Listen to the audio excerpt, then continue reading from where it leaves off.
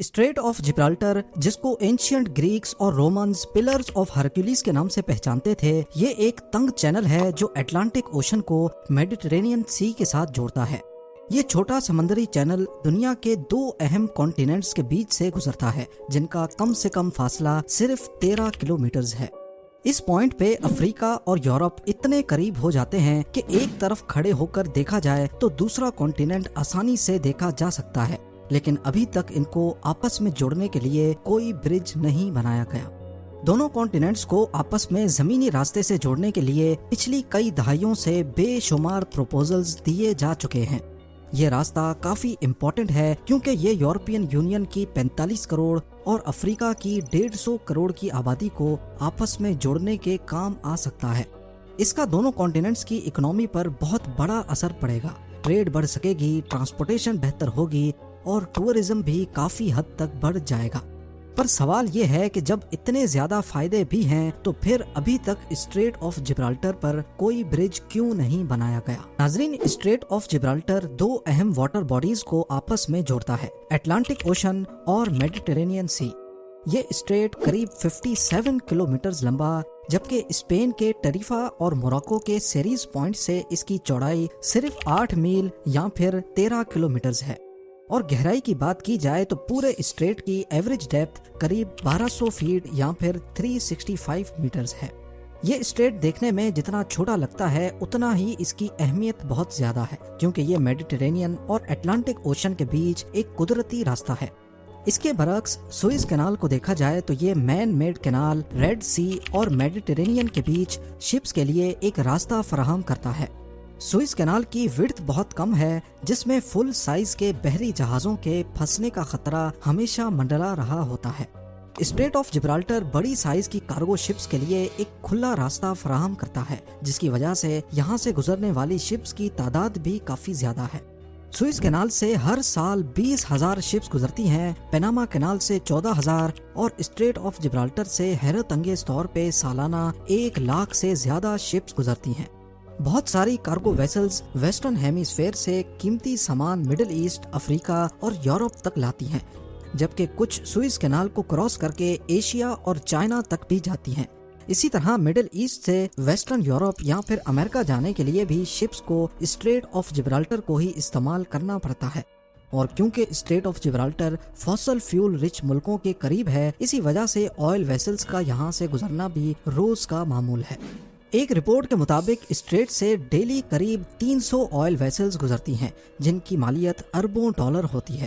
Street of Gibraltar عالمی markets کے لیے ایک اہم ٹریڈنگ روٹ ہے اور اسی کی وجہ سے ہی قریبی کنٹریز کا روزگار بھی جڑا ہے۔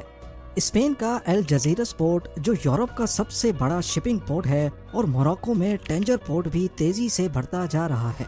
ٹریڈ اور ٹورزم سے ہونے والے ان فائنینشیل بینیفٹس کے پیش نظر بہت سے لوگ حیران ہیں کہ دنیا کے ان دو حصوں کو ملانے کے لیے ابھی تک ایک بھی برج کیوں نہیں بنایا گیا۔ ایسا نہیں ہے کہ اس پر سوچ وچار نہیں کی گئی۔ 1979 سے لے کر کئی فیزیبلٹی اسٹڈیز اور پروپوزلز دیے گئے ہیں، لیکن کچھ مسئلے ہیں جن کی وجہ سے یہاں برج بنانا اتنا آسان نہیں ہوگا۔ سب سے پہلے بات کرتے ہیں اس برج کی کاسٹنگ پر۔ ایسٹیمیٹس کے مطابق اسٹریٹ آف جبرالٹر پر برج بنانے کی قیمت 5 ارب سے 20 ارب ڈالرز تک بھی جا سکتی ہے، کیونکہ یہ برج دنیا کے دوسرے بڑے برجز کے مقابلے میں کافی مشکل ہوگا۔ ایک تو یہ کہ یہاں جیسا بھی برج بنانا ہوگا اس کو ایسے ڈیزائن کیا جائے کہ نیچے سے دنیا کے سب سے بڑے بحری جہاز بھی آسانی سے گزر سکیں، جو کہ کہنا تو آسان ہے لیکن کرنا شاید کافی مشکل۔ یہ مشکل کیوں ہے اس پر بعد میں بات کرتے ہیں، لیکن یہ 5 سے 20 ارب ڈالرز کی کاسٹنگ برداشت کون کرے گا؟ ظاہر ہے اسٹریٹ آف جبرالٹر سے جو کنٹریز فائدہ اٹھا رہی ہیں یہ کاسٹ انہی کو بھرنی پڑے گی، یعنی کہ اسپین اور موراکو۔ پر آج تک ان دونوں کنٹریز کی پولیٹیکل لیڈرشپ کبھی بھی کوئی ایگریمنٹ نہیں کر پائی۔ اسپین کا کہنا ہے کہ برج سے زیادہ فائدہ موراکو کو ہوگا تو زیادہ کاسٹ وہ برداشت کرے، جبکہ موراکو کی لیڈرشپ چاہتی ہے کہ یہ کاسٹ 50-50 ڈیوائیڈ ہو۔ دوسرا مسئلہ ہے برج کی فیزیبلٹی کا، یعنی کہ اس کے بننے کے بعد یہ کتنا فائدے مند ہوگا۔ مثال کے طور پہ یوکے اور فرانس کے بیچ بنائے جانے والے چینل ٹنل کی بات کی جائے تو اس پر 14.5 ارب US ڈالرز کا خرچہ آیا تھا، لیکن ہر سال اس ٹنل کو 2 کروڑ سے زیادہ پیسنجرز استعمال کرتے ہیں۔ ایک پیسنجر یوکے سے 121 پاؤنڈز یا پھر 150 US ڈالرز میں فرانس تک پہنچ سکتا ہے، یعنی ہر سال یہ ٹنل قریب 30 ارب ڈالرز کی کمائی کرتا ہے، اپنی کنسٹرکشن کاسٹ سے بھی ڈبل۔ اسی طرح اگر اسٹریٹ آف جبرالٹر پر برج بنا بھی دیا جائے تو کیا یہ اتنا کما کر دے گا کہ برج کی کاسٹ آسانی سے نکالی جا سکے؟ اس چیز کو کافی شک کی نگاہ سے دیکھا جاتا ہے، کیونکہ موراکو ایک ایسا ملک ہے جس کی جی ڈی پی صرف 130 بلین ڈالرز ہے، یعنی پاکستان سے بھی آدھی۔ اگر یہاں 5 ارب US ڈالرز کا بھی برج بنا اور کم سے کم فیس $20 بھی رکھی جائے تو جہاں یوکے سے فرانس کے چینل ٹنل کو سالانہ 2 کروڑ پیسنجرز استعمال کر رہے ہیں، وہیں اسٹریٹ آف جبرالٹر کے برج کو سالانہ 25 کروڑ پیسنجرز کے استعمال کرنے پر برج کی کاسٹ نکالی جا سکتی ہے، جو کہ کافی ان ریئلسٹک نمبر ہے۔ اگلا مسئلہ ہے برج کی کنسٹرکشن کا۔ جیسا کہ آپ نے جانا کہ اسٹریٹ آف جبرالٹر شپس کے لیے کافی بزی روٹ ہے، اس چیز کو نظر میں رکھتے ہوئے یہاں ایک ایسا برج بنانا ہوگا جو اس ٹریفک کو ڈسٹرب نہ کرے۔ اس کے لیے برج کی اونچائی کافی زیادہ رکھنی ہوگی، جو کہ انجینئرز کے لیے ایک بہت بڑا چیلنج ہوگا۔ اسٹریٹ آف جبرالٹر کی ایوریج ڈیپتھ تو 1200 فیٹس ہے، لیکن کسی مقام پر یہ 3000 فیٹ سے بھی زیادہ گہرا ہے، یعنی کہ دنیا کی سب سے اونچی بلڈنگ برج خلیفہ سے بھی زیادہ۔ آج تک دنیا کے سب سے بڑے برج پلرز ملاؤ وایاڈکٹ میں بنے ہوئے ہیں اور ان کی اونچائی بھی صرف 1104 فیٹس ہے۔ تو اسٹریٹ آف جبرالٹر میں 3000 فیٹ سے بھی بڑے پلرز، وہ بھی پانی کے اندر کھڑے کرنا ایک ایسا ٹاسک ہوگا جس سے انجینئرز بہت گھبراتے ہیں۔ اور لگے ہاتھ یہاں پانی کے اسٹرانگ کرنٹس بھی ایک جیسے نہیں ہیں۔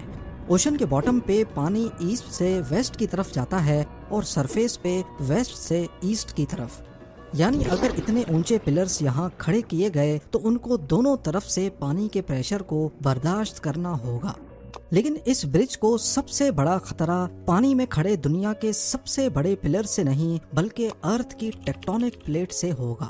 جی ہاں، ہمارے ارتھ کا کرسٹ مختلف سیکشن سے بنا ہے جن کو ٹیکٹونک پلیٹس کہتے ہیں، اور یہ ہر وقت ہل رہی ہوتی ہیں، اور جہاں پر یہ پلیٹس ایک دوسرے سے ملتی ہیں وہاں زلزلے یعنی ارتھ کوئکس بہت عام ہوتے ہیں۔